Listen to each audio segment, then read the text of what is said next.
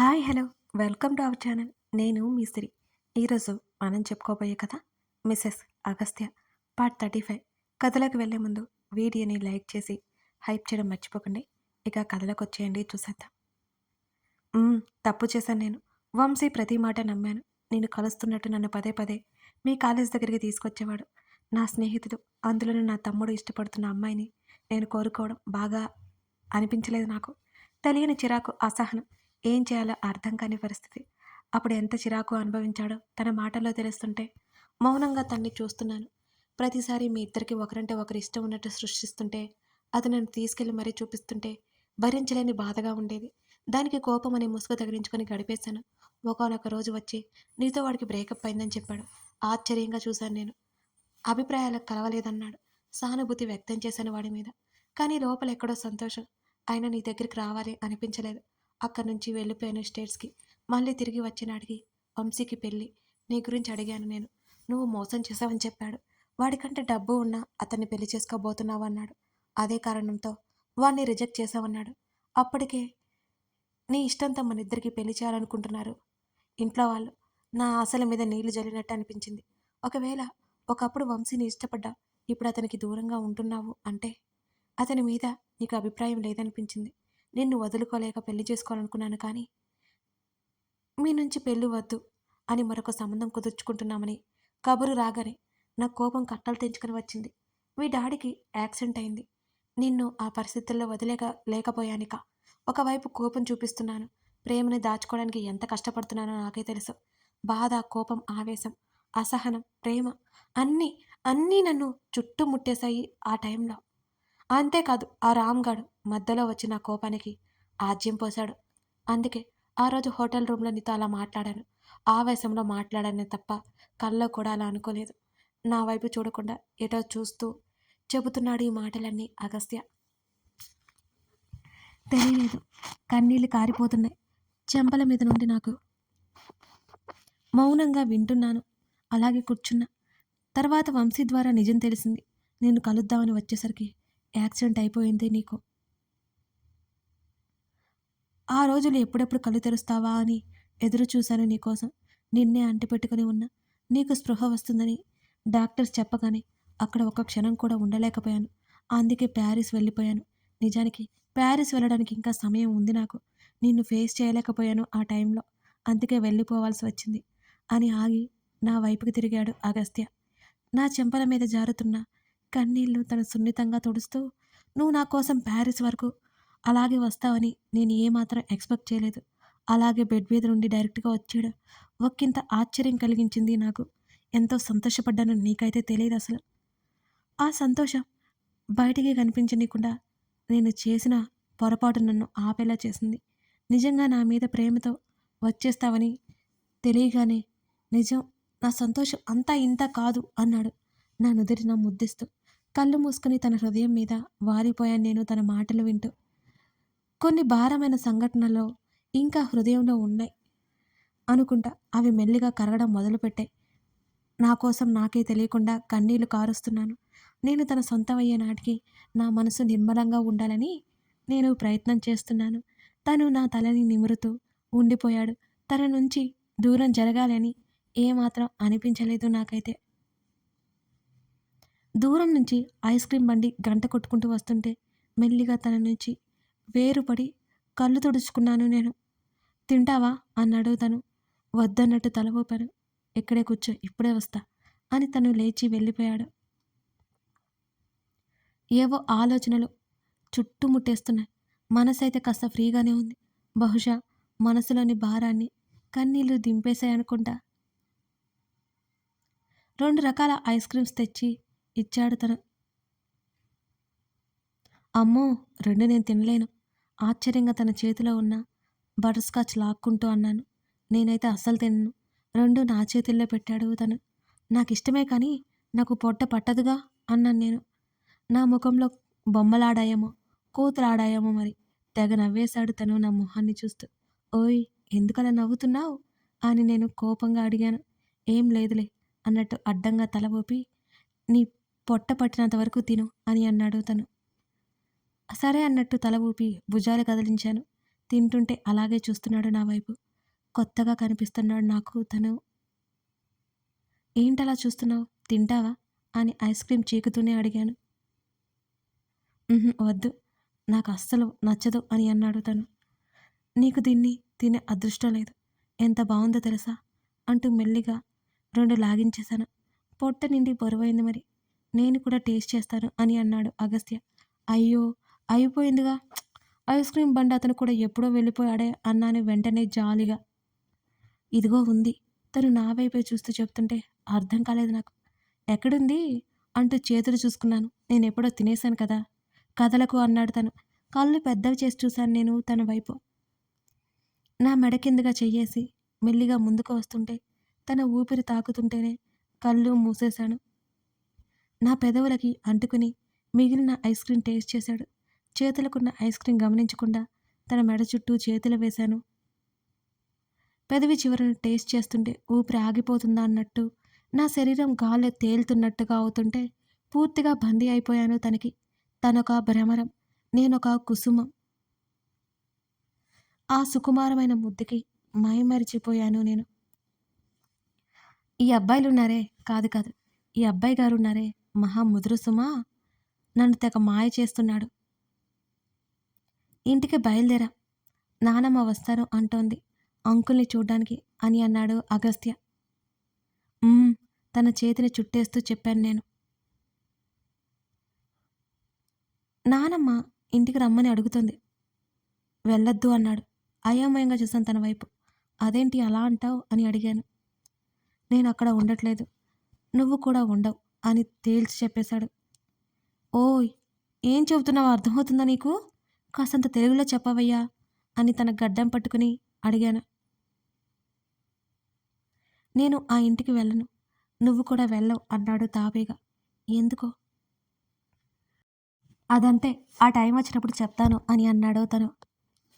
"ఉమ్, బామ్మగారికి చెప్పు, మా డాడీకి జరిగినవి ఏమీ తెలియదు. పెళ్లి క్యాన్సిల్ అయింది అనే విషయం కూడా డాడీకి ఏమాత్రం తెలీదు. మళ్ళీ డాడీ టెన్షన్ పడ్డం నాకు ఏమాత్రం ఇష్టం లేదు" అని చెప్పాను అగస్త్యతో. సరే, క్రిష్ గాడికి ఒకసారి కాల్ చేయకపోయావా అని అన్నాడు తను. "ఉహు, నాకు ఏ రిలేషన్ వద్దు" అన్నాను తన భుజం మీద తలవాల్చి. ఎందుకో అని అడిగాడు తను. ఎందుకంటే నాకు భయం. ఒకవేళ మనం అని అనుకుంటే నా ఒరిజినాలిటీలోకి మారిపోతాను నేను. అనవసరంగా ఎదుట వారిని బాధ పెట్టేస్తాను నాకే తెలియకుండా అన్నాను. పిచ్చి నీకు అన్నాడు అగస్త్య. అది కాదు, ఆ రోజు ప్యారిస్లో హాస్పిటల్లో ఉన్నప్పుడు నా మూలంగా క్రిష్ బాధపడ్డాడు. అసలు తనకి దూరంగా ఉంటే నా లిమిట్స్లో నేను ఉండేదాన్ని కదా. సరదా పోయి సిచ్యువేషన్ సీరియస్ అయింది అన్నాను నేను ఆ విషయాన్ని గుర్తు చేసుకుంటూ. ఏయ్ మెంటల్, అవి కూడా పట్టించుకుంటారా అని అడిగాడు అగస్త్య. నీకు తెలియదు స్వామి, ఆ రోజు నీకెంత కోపం వచ్చిందా అని భయపడి చచ్చాను అన్నాను నేను. నేను ఎవరి విషయాల్లో తలదూర్చను, క్రిష్ విషయంలో అయినా సరే. నీ ఏడుపు చూస్తే తప్ప నాకు కోపం రాదు అని అన్నాడు అగస్త్య. ఎందుకు ఇదంతా, వదిలేయ్ అన్నాను నేనింకా. నన్ను డ్రాప్ చేసి మార్నింగ్ వస్తాను, ఎక్కువసేపు రెస్ట్ తీసుకో అని నవ్వి వెళ్ళిపోయాడు అగస్త్య. తృప్తిగా నేను లోపలికొచ్చేశాను. ఓ రోజు అగస్త్య నానమ్మ వచ్చారు. రాగానే ఆప్యాయంగా హత్తుకుంది. డాడీ దగ్గరికి తీసుకెళ్లాను. వాళ్ళని మాట్లాడుతూ ఉండమని చెప్పి డాడీ కోసం జ్యూస్, బామ్మ కోసం కాఫీ కప్ పట్టుకెళ్ళాను. అవి నేను ప్రిపేర్ చేయలేదులే.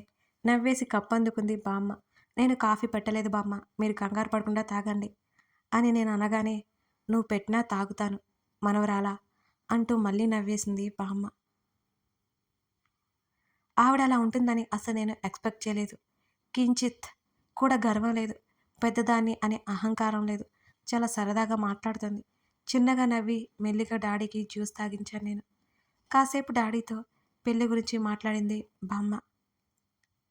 తర్వాత బామ్మతో పాటు బయటికి వచ్చాను. నీతో మాట్లాడాలి మనవరాలా అంది బామ్మ. నేను అయోమయంగా చూస్తుంటే, కంగారు పడకు అని చిన్నగా నవ్వుతూ చెప్పింది. గెస్ట్ రూమ్లోకి తీసుకువెళ్ళాను బామ్మని. పక్కనే కూర్చున్నాను నేను కూడా. చెప్పండి బామ్మ అని అడిగాను. నా అగస్త్యకి కష్టం రాకుండా చూసుకోవాలమ్మాయి, అలాగే చూసుకుంటావు కదా అని బామ్మ అనగానే, బామ్మ చేతిని గట్టిగా పట్టుకుని, అందులో మీకు అస్సలు సందేహం వద్దు, మీ మనవడు లేకుండా నేను ఒక్క క్షణమైనా ఉండగలనా? ఇదిగో పెళ్లి చేయలేదు మీరు. తప్పక దూరంగా ఉండాల్సొస్తుంది" అనగానే బామ్మ నవ్వేసింది నా మాటలకి. అల్లరి పిల్ల అంటూ నా చెంప మీద చెయ్యి వేసింది. చిన్నప్పటి నుంచి తల్లి ప్రేమకు నోచుకోలేదు వాడు. తండ్రి అంటే మహా కోపం. బాబాయ్ అంటే మరీ మరీ కోపం. పిన్నేమో మంచానికే పరిమితమైంది. ఈ ముసల్దాన్ని కూడా వదిలేసి ఒంటరిగా ఉంటున్నాడు అని బామ్మ అంటుంటే నాకు అర్థం కాలేదు నిజానికి. అప్పుడు గుర్తొచ్చింది అసలు విషయం. అవును బామ్మ, నాకెప్పటినుంచో అనుమానం. నీ మనవణ్ణి అడగాలి అనుకుంటాను కానీ పాతేస్తాడని భయం. అసలేం జరిగింది అని అడిగాను నేను. ఇదిగో, నీకు ఈ విషయం తెలుసని వాడికి చెప్పకు అని అంది బామ్మ. మీరు ముందే చెప్తే కదా చెప్పడానికి అన్నాను నేను. సరే విను, నా కొడుకున్నాడులే అగస్త్య తండ్రి. వాడు పెళ్లికి ముందు ఎవరో అమ్మాయిని ప్రేమించాడు. ఆ విషయం తెలియక చదువుకుంటున్న నా కొడుకుని పిలిపించి పెళ్లి చేశారు మీ తాతగారు. నాకు ఆ అమ్మాయి గురించి చెప్పలేదు. మీ తాతగారికి తెలిసినా మీ తాతగారు పరువు అని మౌనంగా ఉన్నారు. మా మాట కాదనలేక పెళ్లి చేసుకున్నాడు. అంతా బాగానే ఉంది అనుకున్నాం అని బామ్మ చెబుతుంటే, ఆ తర్వాత ఏమైంది అని అడిగాను. నా ఆతృత చూసి ఆశ్చర్యంగా చూసింది బామ్మ. ఏమైంది? మళ్ళీ మొదట ప్రేమించిన అమ్మాయితో కలిసి ఉన్నాడు. ఆ విషయం నా కోడలికి తెలిసింది. నా మనవణ్ణి తీసుకుని పుట్టింటికి వెళ్ళిపోయింది నా కోడలు అని బామ్మ చెప్పగానే షాక్ అయిపోయాను నేను. అసలు నమ్మలేనట్టు అలాగే చూస్తున్నాను. నాకిది నచ్చలేదు బామ్మ. అంకుల్ చేసిన పని ఏం బాగోలేదు అని వెంటనే కోపంగా అన్నాను నేను. అవునమ్మాయి, ఏం చేస్తాం? అమాయకురాలు నా కోడలు. ప్రతిరోజు తల్లిదండ్రులకి ఎందుకు గొడవ పడుతుందో తెలియని వయసులో ఉన్నాడు నా మనవడికి. తండ్రి మీద కోపం చూసి తండ్రికి దూరంగా ఉండడం మొదలుపెట్టాడు. ఒకరోజు నా కోడల మీద నా కొడుకు చేయి చేసుకోవడం చూసి తండ్రి మీద పూర్తిగా ఇష్టాన్ని చంపేసుకున్నాడు. కేవలం తల్లితో మాత్రమే మాట్లాడేవాడు. కేవలం నా కోడలతోనే ఉండేవాడు. అప్పుడప్పుడు నేను బాధపడుతున్నానని ఈ ముసల్దాంతో మాట్లాడేవాడు. పిన్ని బాబాయ్ దగ్గరికి వెళ్తే వాడే కాదసలు. నా చిన్న కోడలు కూడా మంచి అమ్మాయి అయినా వెళ్ళేవాడు కాదు. అప్పటికే తండ్రి కొడుకుల మధ్య దూరం చాలదన్నట్టు ఆ దేవుడు నా కోడల్ని తీసుకెళ్ళిపోయాడు అని అంది బామ్మ. నా మెదడు మొద్దుబారిపోయినట్టుగా అనిపిస్తోంది. అప్పటి వరకు తనకి తల్లి లేదని నాకు అస్సలు తెలియదు. తన పేరెంట్స్ ఫోటో నేను చూశాను. కానీ ఆ తర్వాత ఆ ఫోటో కనిపించనే లేదు. తన తల్లి చావుతో పూర్తిగా తన తండ్రికి దూరమైపోయాడు. ఎవరి దగ్గరికి తీసినా వెళ్ళలేదు. ఆ ఇంట్లో నా ఒక్కదాంతోనే మాట్లాడేవాడు. మా కిట్టయ్యతో ఆడి చెల్లితో కూడా సరిగ్గా మాట్లాడేవాడు కాదు అని బామ్మ చెబుతుంటే తను ఎందుకంత మొండిగా ఉండేవాడో అర్థమైంది నాకు. అందుకే నా విషయంలో ఎక్కువ అనుమానపడిపోయాడు. తన తల్లిలా తన జీవితం కాకూడదనుకున్నాడేమో. నా విషయంలో చాలా పర్టిక్యులర్గా ఉండేవాడు. నన్ను బలవంత పెట్టకుండా నాకు దూరంగా ఉండిపోవడానికి ఇదే కారణమేమో. బామ్మ, ఇదంతా ఎప్పుడు జరిగింది అని అడిగాను వణికే గొంతుతో. నా మనవడికి 8 ఏళ్ల వయసులో ఉన్నప్పుడు నా కోడలి యాక్సిడెంట్లో చనిపోయింది తల్లి. ఆ రోజు నా కొడుకుతో గొడవపడి వెళ్ళిపోయింది. తల్లి చావుని కళ్ళారా చూసినా మాట్లాడమే మర్చిపోయాడు వాడు. ఒక్క కన్నీటి బొట్టు కూడా రాల్చలేదు. తల్లి శవాన్ని చూస్తూ బొమ్మలా ఉండిపోయాడు అని బామ్మ కళ్ళు ఒత్తుకుంటుంటే నాకు ఏడుపు ఆగలేదు అసలు. బామ్మ అంటూ బామ్మ చేతిని పట్టుకున్నాను నేను. నువ్వు వాణ్ణి బాగా చూసుకో తల్లి. నన్ను చూడ్డానికి ఇంటికి కూడా రాడు. నేనే వెళ్ళేదాన్ని. అదిగో ఆ కంపెనీ వ్యవహారాలు కూడా చూసేవాడు కాదు. నా బలవంతం మీదనే వెళ్తున్నాడు అని చెప్పింది బామ్మ. కళ్ళు తుడుచుకుని గట్టిగా ఊపిరి పీల్చుకున్నాను నేను. బామ్మ, మాటిస్తున్నాను. నాకంటే ప్రాణంగా చూసుకుంటాను. నువ్వు ఏమాత్రం దిగులు పెట్టుకోవద్దు అన్నాను బామ్మ చేతిని గట్టిగా పట్టుకుని చెయ్యేస్తూ పైన. ఇది చాలమ్మాయి. మీరు పెళ్ళి వద్దని కబురు పెట్టినప్పుడు ఎంత తల్లడిల్లిపోయాడో నాకే తెలుసు. నువ్వంటే చాలా ప్రేమ వాడికి. నిన్ను బాగా చూసుకుంటాడే అని బామ్మ చెబుతుంటే, ఆ విషయం నాకు తెలుసులే బామ్మ అన్నాను నేను సిగ్గుపడుతూ. మీ నాన్నగారి ఆరోగ్యం కాస్త కుదుటపడిన తర్వాత మీ పెళ్ళికి ముహూర్తాలు పెట్టించేస్తాను. మీ పెళ్ళికి అల్లారా చూస్తే తప్ప ఈ ముసలి ప్రాణానికి సంతోషంగా ఉండదు.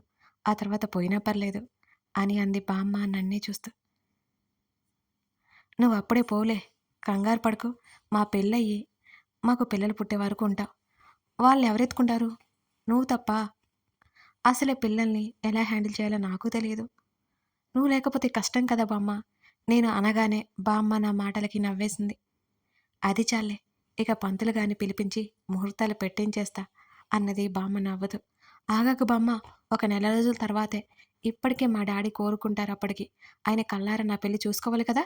ఆయనకి నేను తప్ప ఎవరూ లేరు అన్నాను కంగారుగా. పెళ్ళంటే ఇప్పటికిప్పుడు అవుద్దా ఏంటే?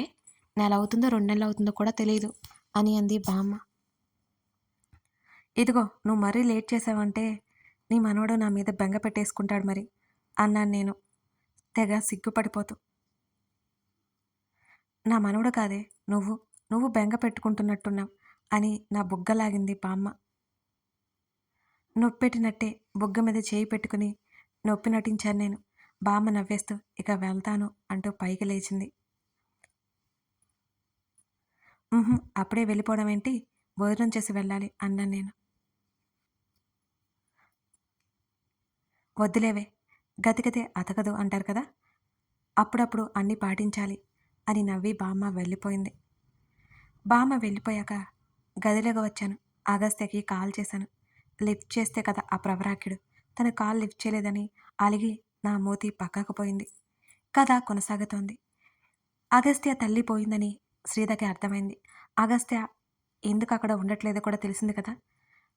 అగస్త్య తండ్రికి మరొకరితో నిజంగానే సంబంధం ఉందా? అసలు ఆ ఇంట్లో ఏం జరిగింది? అగస్త్య చిన్నప్పుడు అసలు ఏమైపోయింది? ఇవన్నీ తెలియాలంటే మీరు ఈ కథని చూడాల్సిందే. ఆ పాస్ట్‌తో అగస్త్యకి చాలా ముడిపడి ఉంటుంది. అతని లైఫ్ ఆ పాస్ట్ మీద ఆధారపడి ఉంటుంది. మీరు మిస్ చేయకండి. అలా అని ఏదో పాస్ట్ పేరాలు పేరాలు ఏముండదు. ఇలా మనం మాటల్లో చెప్పుకుంటాం అంతే. కథ నచ్చితే లైక్ చేసి మీకేమనిపించిందో కామెంట్ చేయడం మర్చిపోకండి. మరో వీడియోతో మళ్ళీ కలుసుకుందాం. Thank you.